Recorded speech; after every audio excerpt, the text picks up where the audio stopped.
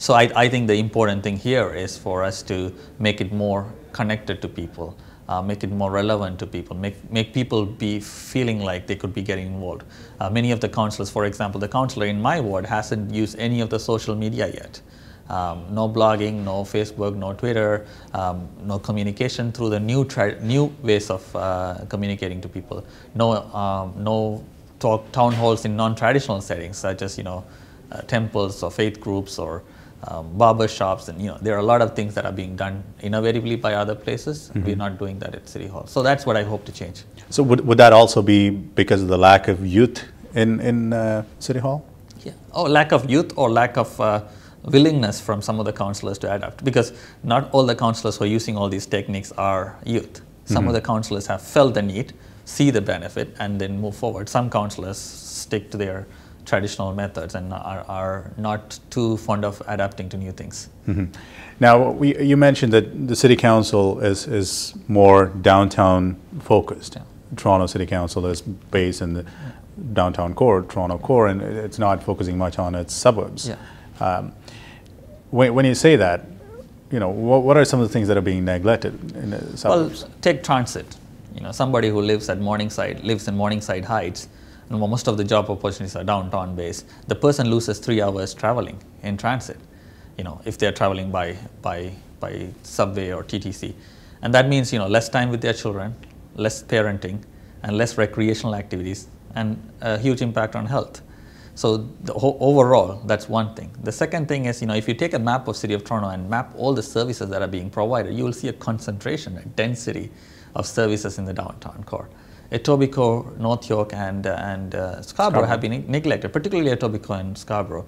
After amalgamation, the necessary attention that's needed for these parts are not being given.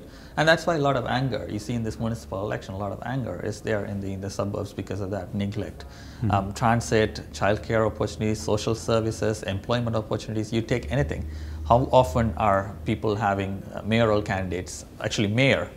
One of my criticisms for the previous mayor is that he could have been much more present, or more business, more city business could have taken place in Scarborough as well, but it didn't take place that way. Mm-hmm. In the past you've done a lot of work in terms of school board trustee. Outside of your political stuff, you've been very involved with various communities of various ethnic background. So I'm guessing you've drawn a lot from all of those when you go to City Council. What kind of cultural change would you bring to City Council? I think it's a perspective of a young person, perspective of a racialized person, perspective of a person who came to this country as a refugee at the age of 16, the respect that immigrants and refugees deserve for building this country. All those things will be communicated through me. And also I'm a social justice person, and I've been an activist before I came to politics. Mm-hmm. So I'll bring an activist kind of role, because I feel leadership should be about letting other people lead and facilitate that process, mm-hmm. rather than claim all the space and say authoritarianly, I'm the leader and that's what I'm going to do. So I'm going to build leadership in my ward as a councillor, and so that people become self-sustaining in their advocacy. And when that model starts to work, I can bring that perspective to other councillors too and start advocating for it. And you also see that Scarborough is underrepresented for one more reason, because many of the Scarborough councillors are not vocal. Particularly the councillor in my ward has not been vocal. You can look at the City Hall debates and so on, and you will find that the councillor has not been speaking up. And the more you hear the voices at City Hall, the more you attract media attention to raise issues, the more the community will be represented. So that's the kind of shift, a change that we are looking at. You certainly would be a very vocal one, that much I can tell you. Access and equity has been something that all city councillors talk about, yeah. Right? But in day-to-day reality, everyone who lives in Toronto, for that matter, can say access and equity is not where it's supposed to be. Yeah. There, for instance, Scarborough is deprived of a lot of stuff, and then there is this cultural differences between various communities that reside in Scarborough who get left out because of certain policies or procedures within City Council. Yeah.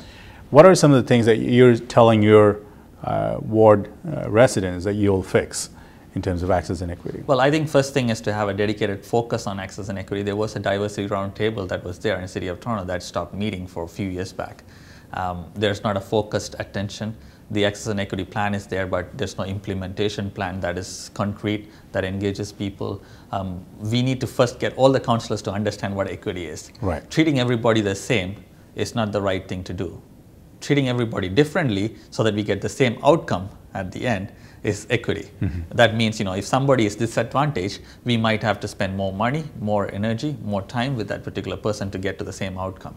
And that is what equity means. And I think a lot of the councillors are confusing equity and equality. Equality is not going to give us the same outcome because we have historically disadvantaged racialized community, women, people with disabilities, LGBT communities, and so on. So I think it's important for us to first understand equity and the city council to understand, and then start implementing some of the specialized programs that are targeted to certain communities. And I often support targeted programs. It doesn't mean you're segregating a particular community. If you have a math club for women across the TDSP, for example, it's a good thing because women have been traditionally left out of the mathematics curriculum.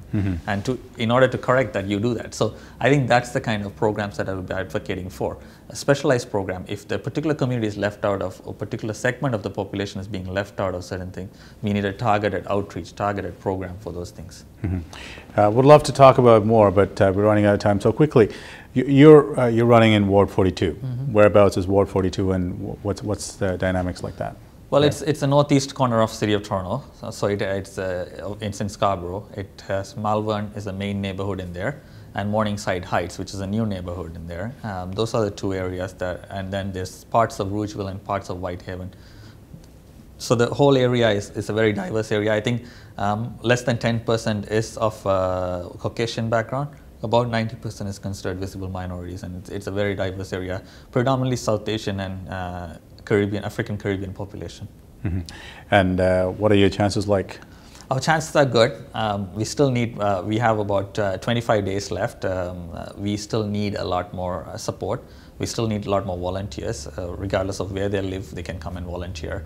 Our website is up and a lot of information is on it. Website is www.neethanshan.ca. Volunteers and the movement is what's going to, I have an incumbent who's been there for 19 years who I'm running against, and in order to work against the odds and create history, we'll probably need a lot more support in the next coming years. But the chances are looking good because we've been campaigning regularly and been hearing from the doors that people want change and people want progress.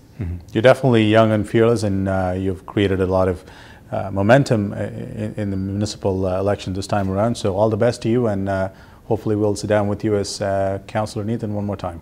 Thank you very much for having me here. Thank you, sir. Thanks.